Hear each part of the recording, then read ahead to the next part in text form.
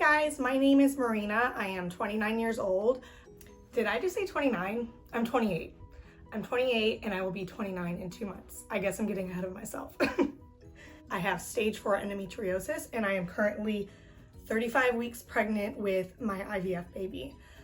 So I really wanted to share my journey with you guys. I know that when I was going through trying to conceive and my endometriosis diagnosis, I was all over YouTube watching any video I could that was the closest thing that was close to my case. So I would love to be able to help anybody that could be going through something similar to me.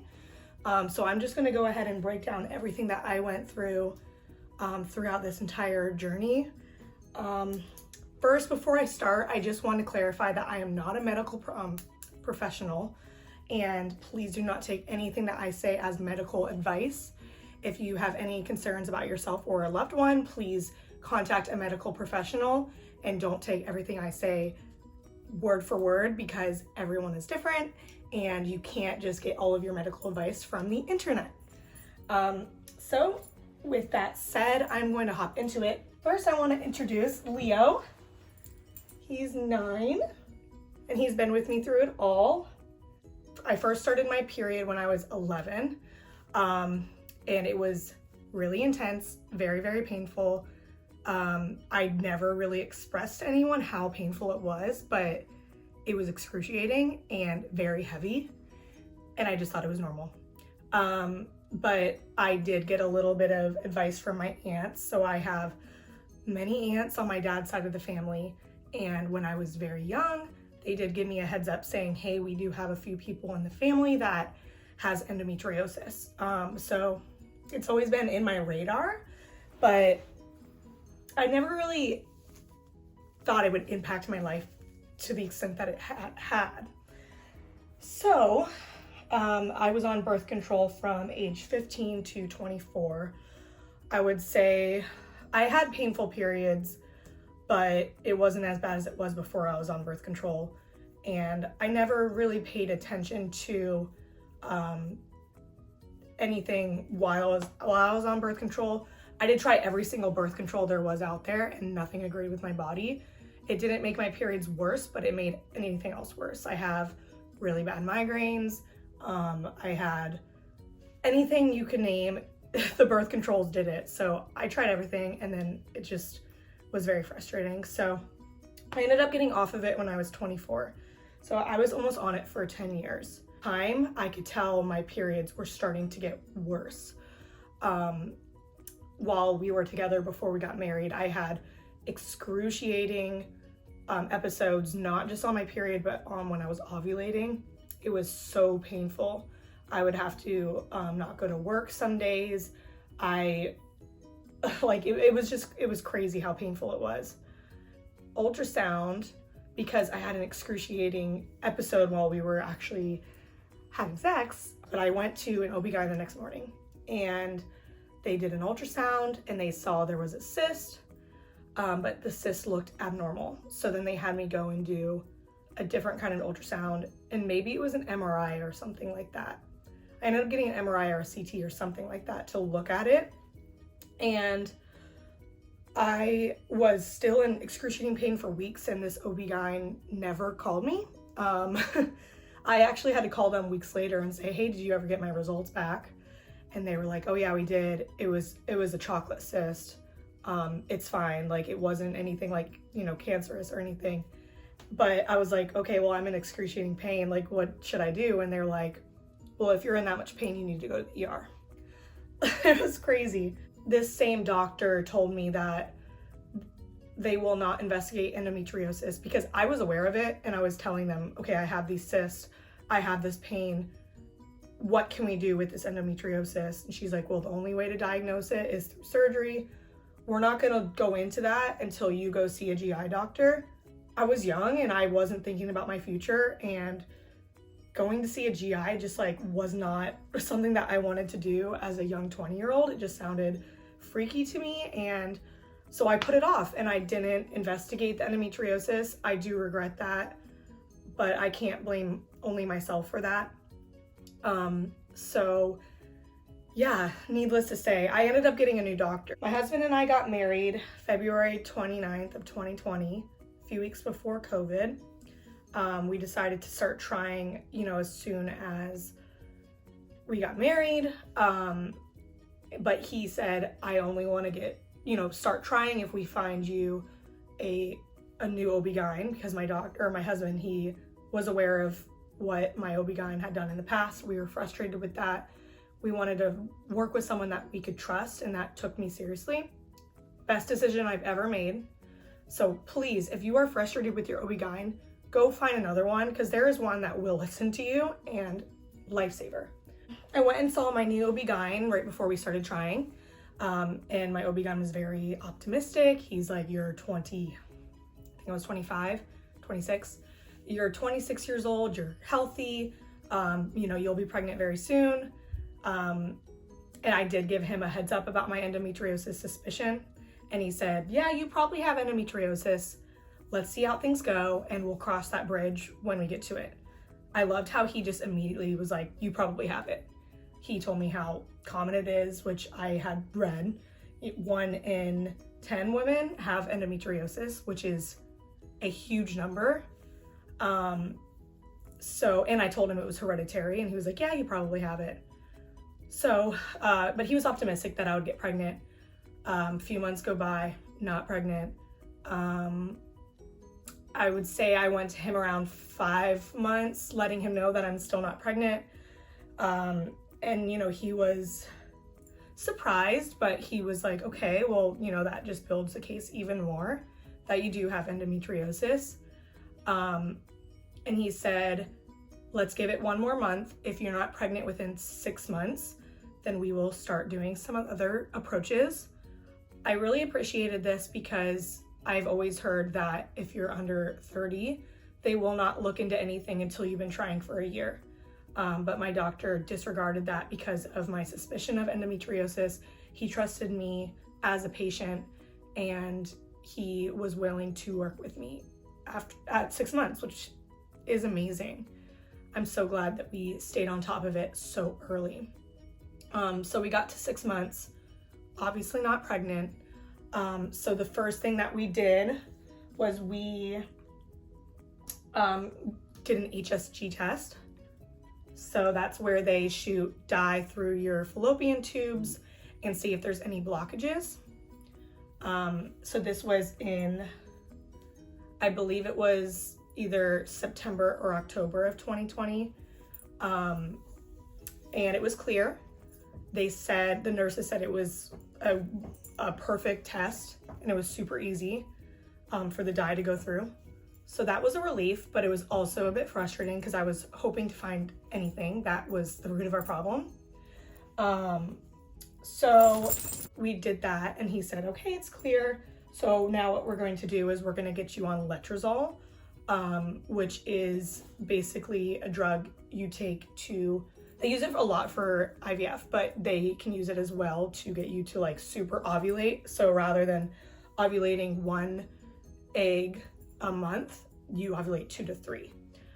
He did test my blood that month before I started letrozole to see and confirm that I was ovulating, and I was. He said it was perfect. So he said, although, you're not a candidate for letrozole because you do ovulate on your own, and that's probably not the problem. Let's do this to try and increase our chances of getting pregnant. My husband and I actually went to the Smoky Mountains for our honeymoon. And I was hoping that I would get pregnant before I got on these drugs, because it was just confirmation that if I started these drugs, this is where we're at. So it was my last hope of getting pregnant naturally. And I was like, how wonderful would it be if I got pregnant and found out on our honeymoon and I could tell him? Well, first day of the honeymoon, I started my period, and it was excruciating. It was actually one of the worst periods that I had had ever. We almost went to the ER one night. I just remember I was just screaming, crying in front of a fireplace on the floor, just in so much pain. Then I started letrozole, November nothing, no pregnancy. December, second round of letrozole. My period was supposed to start near the end of the year, around the new year, and I have always had my period right on time. I've never been late. And it was late by like a week. Right around the time that I was supposed to start my period, I had this weird GI thing go on, where all of this is TMI, but you know what? I don't care, because this is literally what endometriosis and infertility is all about. So anyways, I had an excruciating like diarrhea episode. And then after that, I just got really sick and I was vomiting, and I wanted to like think that I was pregnant, but something was really off. And I ended up getting this excruciating pain like right here in my back. And it was like so sharp and so like tight. And it just felt like there was a knife being stabbed right here. And for about 5 days, I couldn't sleep. I was like trying to sleep sitting up like this, because it would come on every like 60 seconds and it would like last for 10 seconds and it would be so painful. I was screaming. I'm telling you, I have never experienced anything so painful in my life. I don't know why I didn't go to the hospital when I was first experiencing this pain. That's one of my biggest regrets. So after about a week, I was still having the pain, and I thought maybe I was pregnant because I was puking and I was having all this weird stuff going on, but I was like, something's off. And then my period started. So I was like, okay, maybe that's what it was. Maybe I was having some kind of weird chemical pregnancy that was making me sick. And then I started to feel a little bit better that day. And I went and took a bath, and there was a clot in the bathtub. So like a white tissue type of clot. And so I thought maybe it was a miscarriage. I contacted my doctor, and he said he doesn't think it was a miscarriage, and he thinks it was a, what is it called? Okay, I got it, a decidual cast. He thought it was a decidual cast, which is apparently very common with ovulation medications and with endometriosis. So basically it's your uterus shedding all in one tissue rather than flushing out like a normal period, which would make sense because I didn't really get much of a period that month. So I thought maybe that's just what it was. Like I just had a bad reaction on the medication. The next day, still experiencing the pain. So I went to the hospital, and everything looked normal except for two things. I ended up getting an MRI and a CT. My bowels, I had distended bowel loop, and then I had my elevated lipase by double. So that's how you can indicate pancreatitis. I believe it's if the lipase levels are, it's either lipase or lipase, I'm sorry. If it's tripled, then that's characterized as pancreatitis. I was doubled, and I was about a week into this pain. So the doctor said possibly I could have had pancreatitis when the pain first came on. Through all this, my doctor said if I don't get pregnant with these 2 months, then I'm going to have a diagnostic laparoscopy, just an investigative laparoscopy. So they'll go in and see if I have endometriosis. This was my OB-GYN performing it. So he knew that he wasn't the person to do any type of treatment. So he just wanted to go in there and see what was going on. So this was about, when I went to the hospital with this pain, this was about a week before my surgery. And I had suspected pancreatitis. So in order to have the surgery, I had to go see a GI doctor. Went and saw him, and he had to approve the surgery. I explained to him what was happening and how I have suspected endometriosis. And he goes, well, you're not someone that would typically have pancreatitis. I don't drink alcohol. I'm very healthy. I take care of my body. He's like, the only thing that I could think that would have done this would be endometriosis. He's like, I haven't seen it, but I have seen endometriosis do a lot of strange things GI-wise. And that could very well be it. But he approved the surgery, and he did say he suspected it was pancreatitis because he doesn't know why else my levels would have been like that. So the next week I was still recovering, still experiencing the pain, but we went in and did the surgery. my OB-GYN performed it, and after the surgery, he told me that I should have had this surgery 10 years ago. He said it was stage 4, it was everywhere. Just to list where it was, let me see. It was on my uterus, ovaries, bowels, colon, bladder, appendix. He said everywhere he could see, that's where it was. He went up as high as he could. He looked everywhere and it was everywhere. He said, I'm going to have to get my appendix removed eventually. One ovary was totally covered and the other one was pretty good. So yeah, he told me that, okay, so I was 20, I think I was 27 at the time, 26 or 27. I was 26 going on 27. And he told me that I should go straight to IVF if I want to get pregnant. And he said endometriosis can act fast and, you know, you could try naturally, but if you do that, then you're just letting the endo grow, and clearly it has grown a lot in the last couple of months. So he recommended I go straight to IVF. We literally had started stims 3 weeks after my endometriosis diagnosis. We were very lucky with how fast we were able to get things started. I've always heard IVF takes so long. Getting started, we were very, very lucky. So we started 3 weeks right away. So we did an egg retrieval. We didn't have to do any tests. We just went straight to egg retrieval because my OB-GYN had all of the tests done already.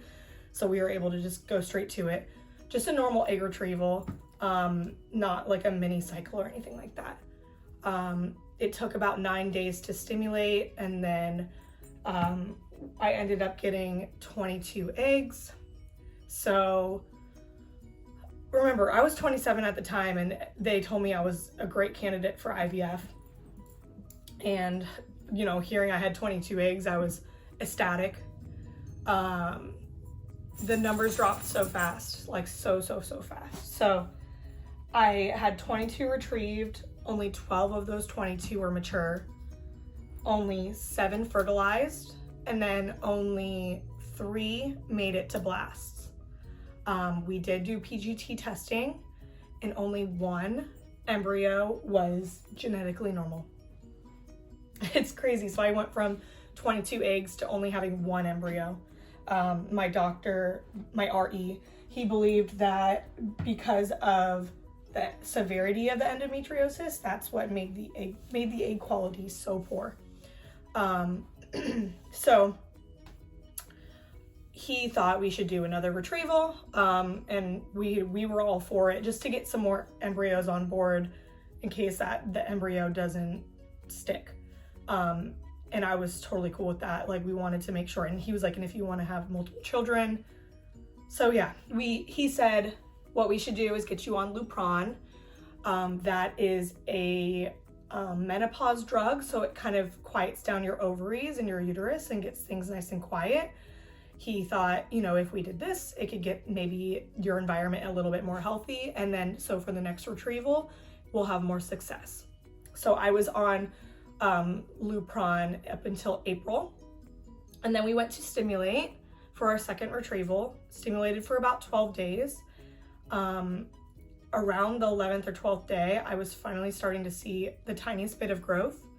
But at that point, my doctor said we need to cancel the cycle because these eggs have lost their window.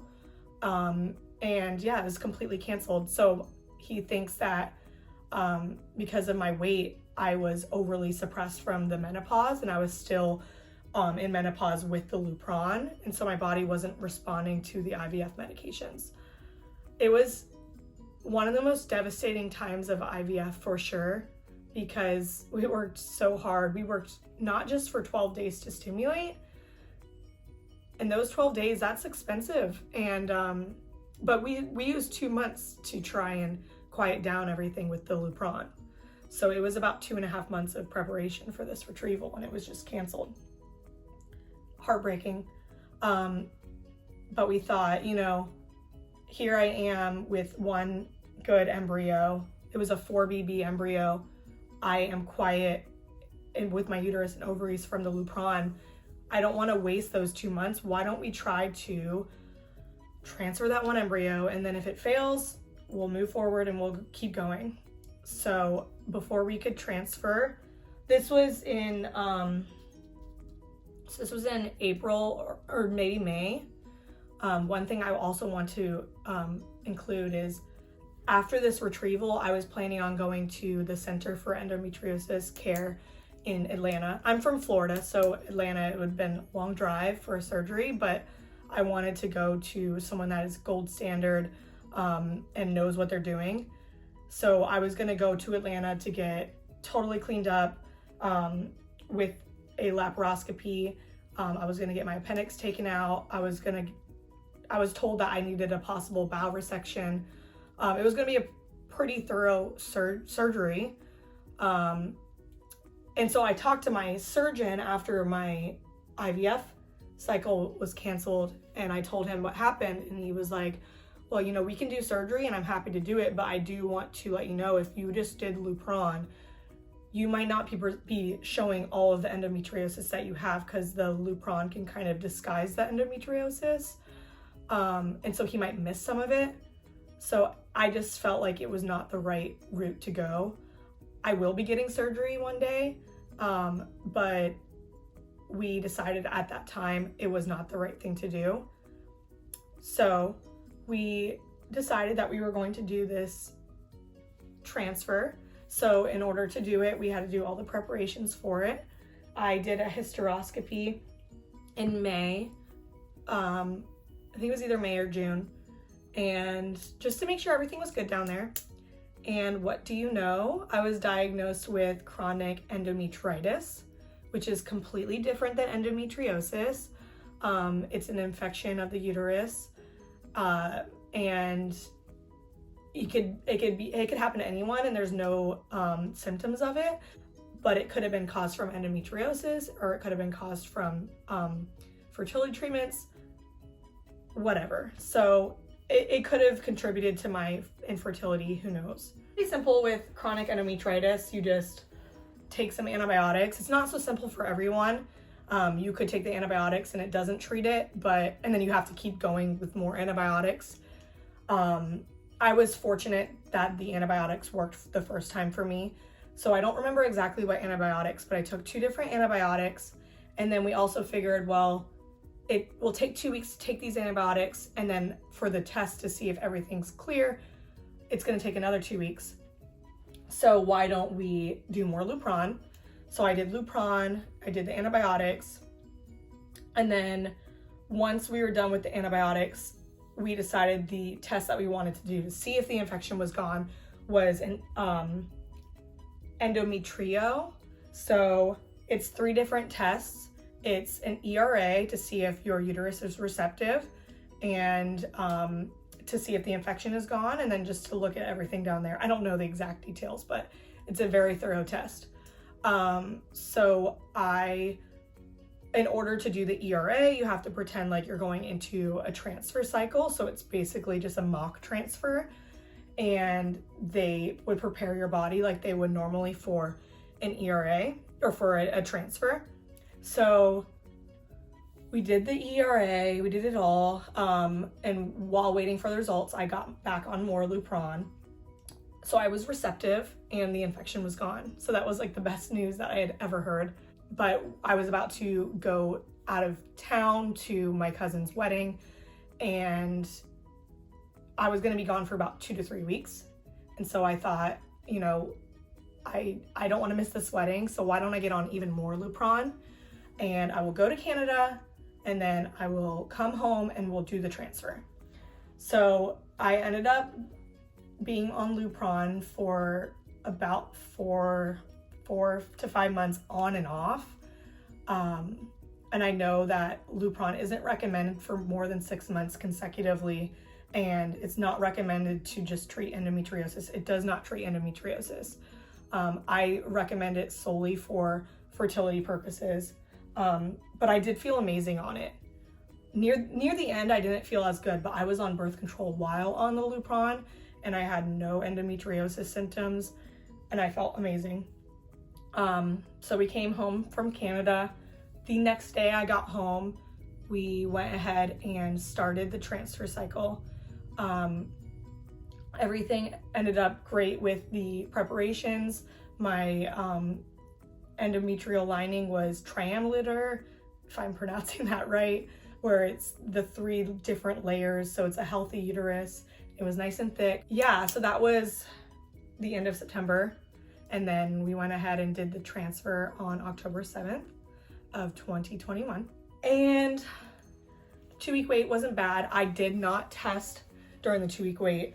I just found that when I was going through trying to conceive naturally, testing gave me so much anxiety.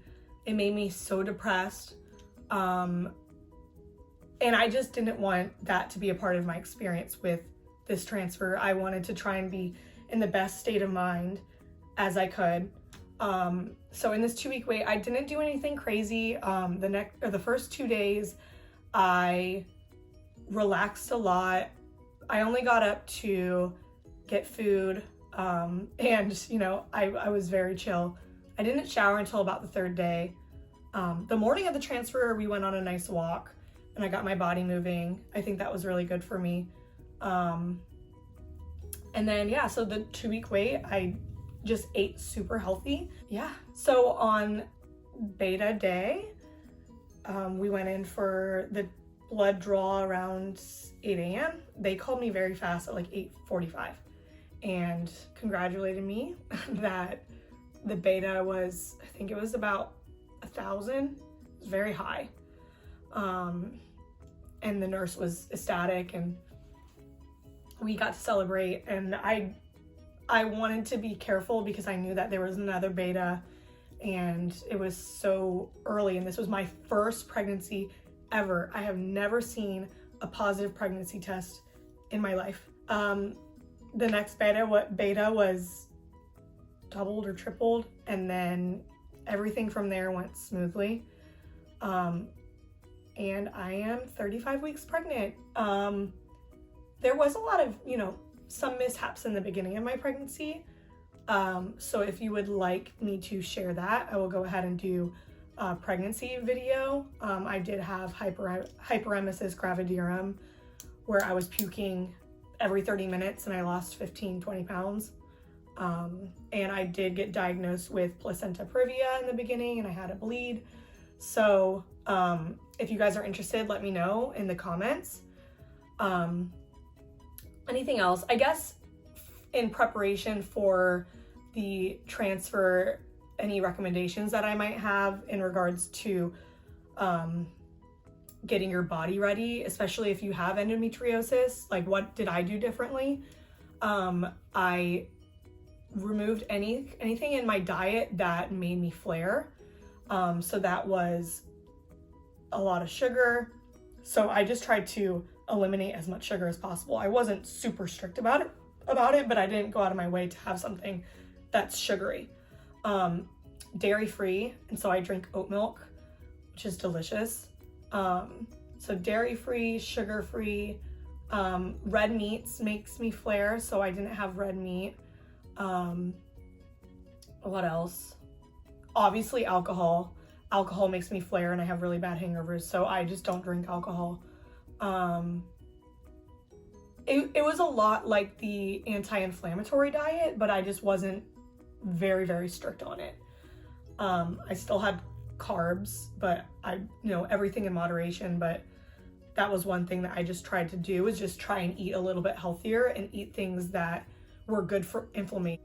Oh, another thing that I recommend is, when I got diagnosed with the endometritis, my doctor told me to get on vaginal suppositories, which was